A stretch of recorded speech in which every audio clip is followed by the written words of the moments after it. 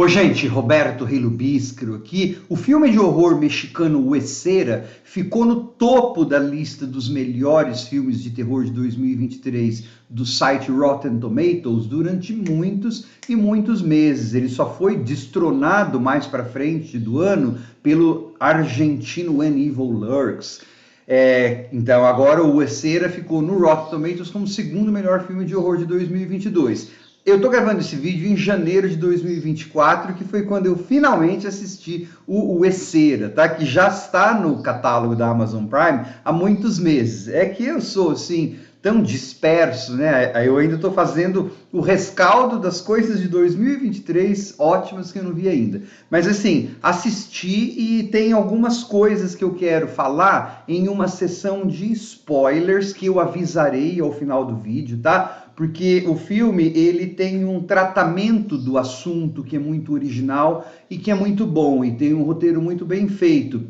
E o finalzinho dele, a última cena, me lembrou o final de uma peça clássica do modernismo, lá do começo, final do século XIX, começo do século XX, que é um autor, né, que a gente vê bastante presente na execução de roteiros, que é um autor dramaturgo que a gente estuda bastante quando a gente vai fazer cursos sobre roteiro, dramaturgia e coisas assim. Só que antes disso, eu gostaria de convidá-los a se inscreverem no canal Robertando, curtir os vídeos, compartilhá-los, agradeço bastante. Não é um filme para quem gosta de jump scare, tá? E de muita meleca, muito gore. Como é um filme que se trata de uma entidade que pode quebrar ossos, né?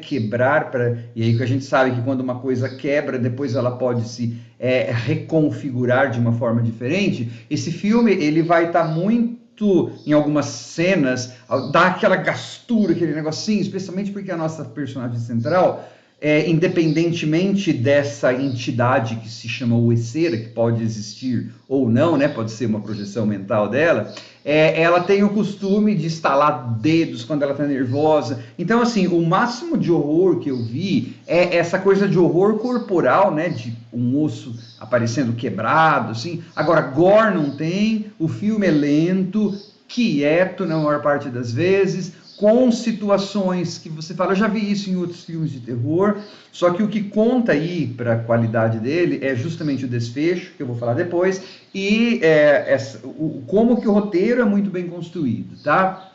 Ele começa com alguém, um casal lá visitando uma igreja, aquelas coisas, então você vê gente subindo a escada de joelhos, e você vê assim uma mega estátua da Nossa Senhora da Aparecida, que é assim a mãe, né? A mãe. Então o filme, o terror desse filme vai ser, na verdade, a imposição da maternidade. A maldição vai ser você tentar se conformar, se conformar a regras sociais das quais ou para as quais você não tem muito talento, né? E aí é uma das coisas que depois o filme vai inovar, ou vai ser sui generis lá para o final. E aí então a gente tem o nosso casal protagonista que está querendo ter neném, então provavelmente por isso que eles estão lá, estão querendo certa ajuda religiosa no México, super católico e tal. A gente vê, por exemplo, alguns sinais de que a Valéria ela pode não ser muito apta para ser mãe, porque ela fuma, ela vai ter que desistir de fumar, né? Você fala, é bom até, mas enfim, é uma coisa que ela gostava de fazer, um vício, né? Na hora que eles estão transando para fazer o filho, me chamou a atenção, né? Que eles estão assim vestidos até, é uma cena que é tão constrangedora, né? Era um ato do sexo para procriar mesmo, até que finalmente essa mulher fica grávida, e daí então ela é carpinteira e vai ter que deixar até isso, né, de fazer por causa pode prejudicar o nenê por causa das coisas tóxicas, o cheiro das coisas, e aí você tem as interações com a família, né? Então a família da Valéria, da nossa protagonista, fica criticando, será que você está pronta para ser mãe? Porque quando ela era criança aconteceram um incidente e tal, né? Com ela deixar uma criança em perigo, não sei o quê. E essa mesma família tem uma tia sobre a qual eles não gostam muito de falar, que é uma tia solteirona que não teve filhos. Então o filme mostra uma alternativa de vida possível, mas o preço que essa alternativa pode pagar. E a nossa Valéria, ela vai ficando cada vez mais ansiosa. Eu acho que é Valéria.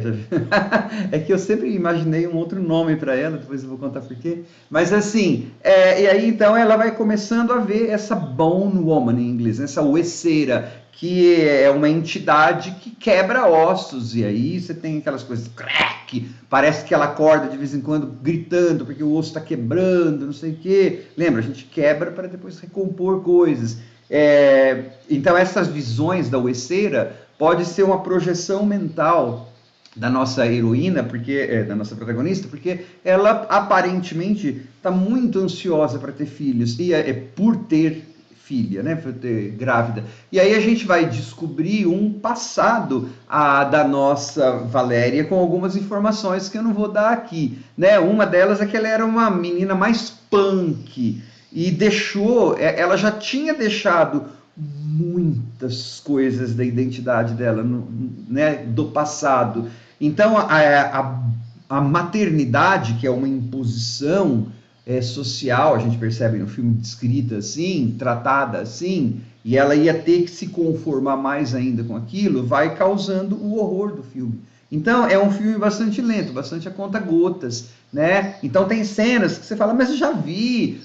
E aí, claro, quando ela fala, por exemplo, que não tá tendo essas visões, ninguém acredita nela. Até porque ela deixa de ser um ser humano, ela passa a ser a mãe, ela passa a ser um útero, ela passa a ser a carregadora do bebê, tudo. Nem o marido dela quer transar com ela mais depois que ela fica grávida, olha só. Né? Então o roteiro vai se cercando disso, até desse negócio da mulher que é descreditada em vários sentidos. Você fala, vixe, vem lá desde o bebê da Rosemary, vem até antes. Até. Então o filme vai trabalhando com alguns chavões, para falar sobre a maternidade, mas ele dá uma virada nessa questão da maternidade que eu achei bem legal. Então, assim, é sim um grande filme de terror de 2023, no sentido de ser um filme de horror psicológico, né? A maldição aí vem do social, o horror vem de se você conformar às normas ou não. Ela fará isso? Bom, eu vou falar na sessão de spoilers, né? Mas, assim, você teria que assistir o filme para ver.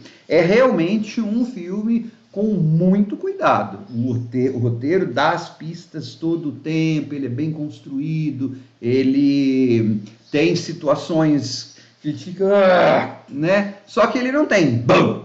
Essa coisa que às vezes essa galera gosta de ficar dando gritinho e jump scare, tá? Realmente o Hueseira é um grande filme de 2023.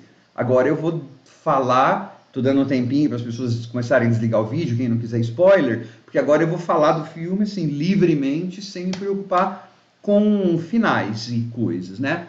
Bom, agora já deu tempo das pessoas desligarem. Quem ainda está aqui, a gente aprendeu, né, por flashbacks, que a nossa protagonista era, no mínimo, bissexual. Parece que ela gosta do moço que ela casou, mas ela também gostava da moça. E lembra, durante a gravidez, por exemplo, quem transa com ela não é o maridão, é a moça que ela gostava lá, que ela vai visitar. E transa muito mais gostosamente do que o maridão transou, né, na primeira vez que eles queriam engravidar, aquela coisa com roupa e tudo. Depois ele nem queria transar com ela, coitada. A menina queria transar. E aí, então, a gente vai descobrindo que ela deixou, ela já abrir a mão de um monte de coisas. Ou seja, ela abrir a mão de uma parte da identidade dela, que é de ser bi ou homossexual, whatever, para se conformar ao casamento. E será que ela teria que abrir mão mais ainda de tudo, né? Para ser mãe, ela tem que deixar de ser carpinteira, tem que deixar de fumar, teria que deixar quanto que essa mulher, quanto que vale a pena você se anular para ter um bebê? É isso que o filme está discutindo.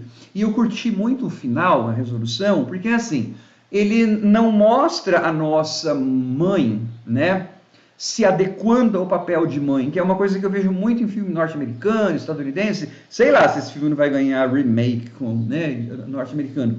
Porque, assim, muitos dos filmes de terror são as ansiedades com relação à maternidade e depois a mãe aprendendo a amar aquela criança e ficando com a criança. Neste filme, apresenta, ó, no México, super católico e tal, apresenta uma alternativa. Ela não desgosta da criança, mas ao final das contas, ela percebe, ela tem que queimar, né? Ela tem que perceber, como o Fênix renascer de novo, renascer é o que ela já era. Na verdade, ela não tem como, ela não dá para ser mãe, não é a dela, né? Nem todo mundo consegue ser mãe ou pai.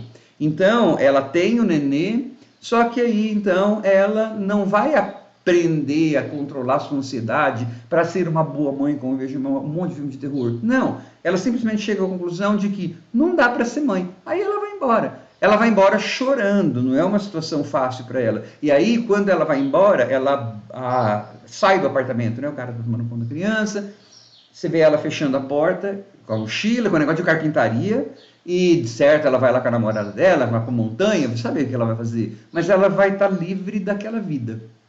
Isso lembrou muito Casa de Bonecas, do Ibsen, do norueguês Henrik Ibsen. Tá? Aí por isso que eu não decorei o nome, acho que é Valéria. Eu sempre ficava pensando, depois que eu vi, Nora, devia ter chamado Nora, porque a Nora é a mãe de família que lá no começo do século XIX bateu a porta na cara do esposão, do Thorvald. E essa batida na porta assim repercutiu tanto no teatro, repercutiu tanto depois, né, no cinema. Foi um escândalo essa peça Casa de Bonecas, quando foi encenada no começo do século XX. E essa mulher deixou o marido, ela deixou a família. No caso aí, a nossa nora mexicana, Valéria, acho que chama, ela deixou a maternidade. Não ia ser fácil para ela saiu chorando. Mas era melhor, até porque a gente já tinha sido preparado para isso. Tem uma hora que, em uma alucinação, parece que ela tinha deixado o bebê na geladeira, ou seja, a depressão pós-parto, seria pior se ela continuasse com aquele nenê. É isso que o filme indica. Então, dos males, ela já tinha cometido o erro, né, de deixar boa parte da sua identidade para trás, de ir para a montanha com a namorada, de transar, né? Para tentar se conformar a uma vida feliz, a uma vida que outras pessoas achavam que ela deveria ter, para agradar a família. E aí ela já tinha feito um monte de erros para ela, assim, né? Porque ela foi ficando infeliz. Aí, ao invés de continuar no erro, o filme apresenta uma alternativa. Dos males o menor, né? Deixa a criança, ela vai ficar cuidada pelo marido. Aí depois, claro, a gente não vai ter o Eceira 2, não é esse tipo de filme, né? Mas pelo menos eu acho que não deveria ter. Mas assim, nada impede depois que essa mãe contate essa criança e tal. Só que naquele momento não era aquilo, ela não seria uma boa mãe, né? Por quê? Porque ela era atormentada justamente por ter largado uma vida que ela queria. Ah, não concordo, não sei o quê. Concordar ou não, isso é um problema de quem assistiu ao filme. O filme está mostrando essa outra possibilidade de vida, né? Essa outra possibilidade de dizer não à maternidade, sem criar uma vilã, uma mulher vilã. Ela estava sofrendo, né? Aí você discute se você gosta disso ou não, tá? Agora, isso é que torna o filme um dos grandes filmes de terror de 2023. Só que, assim, é o terror que vem da imposição social, né? Do que quão asfixiante e como que vai quebrando a fortaleza da pessoa você se submeter aos ditames sociais só para agradar as pessoas, porque você acaba desagradando a pessoa principal, né, da sua vida, você. Tchau.